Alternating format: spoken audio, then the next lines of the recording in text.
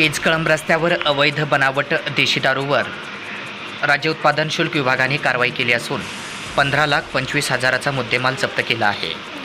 सदर कारवाई दिनांक 22 ऑगस्ट रोजी दुपारी 3 वाजता केली आहे, अशी माहिती माध्यमांना आज शनिवार दिनांक 24 ऑगस्ट रोजी दुपारी 2 वाजता माहिती मिळाली आहे। राज्य उत्पादन शुल्क विभागाने बनावट देशी अवैध मद्य वाहतूक विरुद्ध कारवाई करून आरोपीला मुद्देमालासह पकडले असून 15,25,000चा मुद्देमाल जप्त केला आहे। राज्य उत्पादन शुल्क अधीक्षक विश्वजित देशमुख यांच्या मार्गदर्शनाखाली ही कारवाई केली आहे।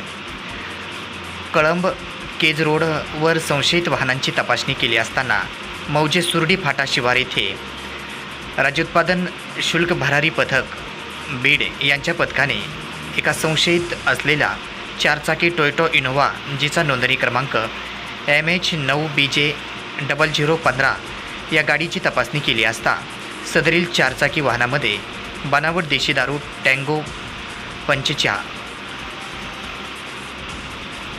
5,000 सीलबंद क्षमता असणाऱ्या बाटल्या आढळल्या। एकूण 15,25,000 रुपये किमतीचा मुद्देमाल पोलिसांनी जप्त केला। सदरवेळी आरोपी इसम गोकुळ रामभाऊ धुमाळ वय 24 वर्ष राहणार शिनगार गल्ली धारूर तालुका धारूर जिल्हा बीड यास अटक करून व इतर फरार आरोपीविरुद्ध महाराष्ट्र दारूबंदी कायदा 1949च्या कलम 65(ब)(इ)(F) 80 81 83 90 103 कलमान्वये गुन्हा नोंद करण्यात आला। या सदर कारवाईमध्ये व्ही.डी. आगळे तसेच निरीक्षक राज्य उत्पादन शुल्क भरारी पथक बीड, आर.बी. राठोड निरीक्षक राज्य उत्पादन शुल्क बीड, जी.एन. गुरव निरीक्षक, एस.एस. काळे दुय्यम निरीक्षक, जे.व्ही. कोरे दुय्यम निरीक्षक, जवान B K. Patil, S A. Sangule, P S. Dhas यांच्यासह अनेकांची उपस्थिती होती।